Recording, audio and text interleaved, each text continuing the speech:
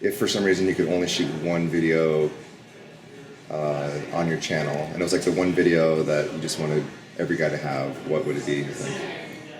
Okay, I'd probably say, okay, if I had to boil it down to one specific thing, I would say that the feeling of anxiety that we have, in general, just of being, comes from a separation between you and me.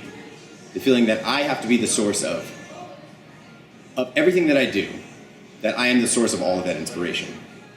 And that I am alone and isolated against you and Jimmy, against everything in this room, and that I feel helpless and trapped. And in order to do something, in order to make my place in this world, I have to create something.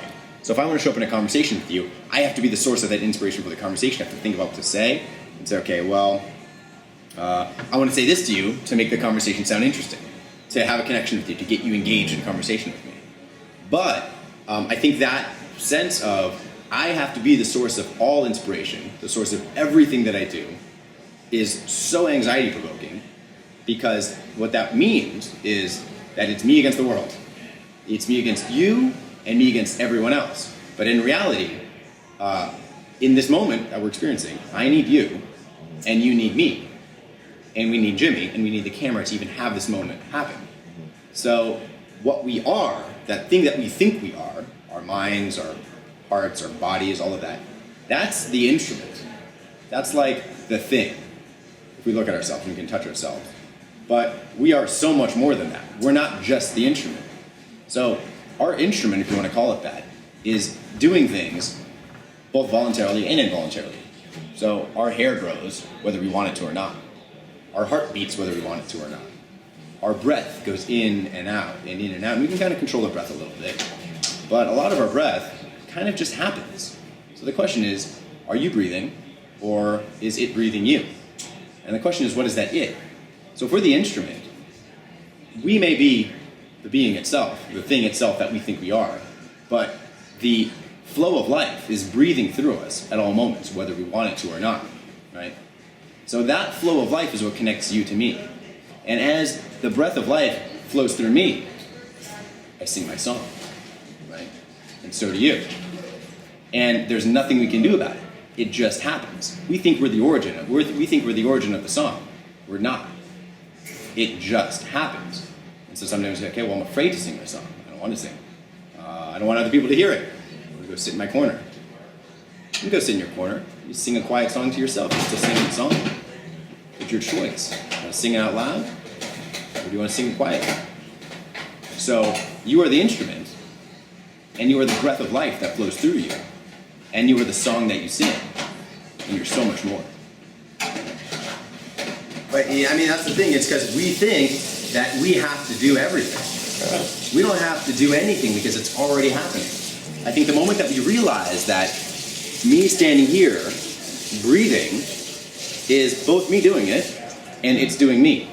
So that to feel like the wind blowing in my hair or blowing my face, I'm feeling the wind blowing to my face, but my face is also blowing into the wind. See, it's part of the same organism.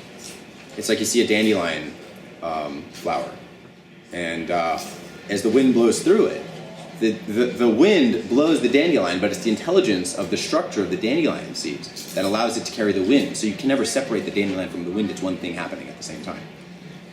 Okay. When we first sat down, and what kicked this off was because you said the biggest sense of anxiety in the world is between you and me and the experience that we're trying to have, right? Was it?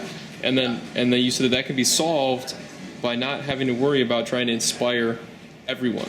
By not having to be the source of inspiration for you Personally. or for me. Right? What do you mean?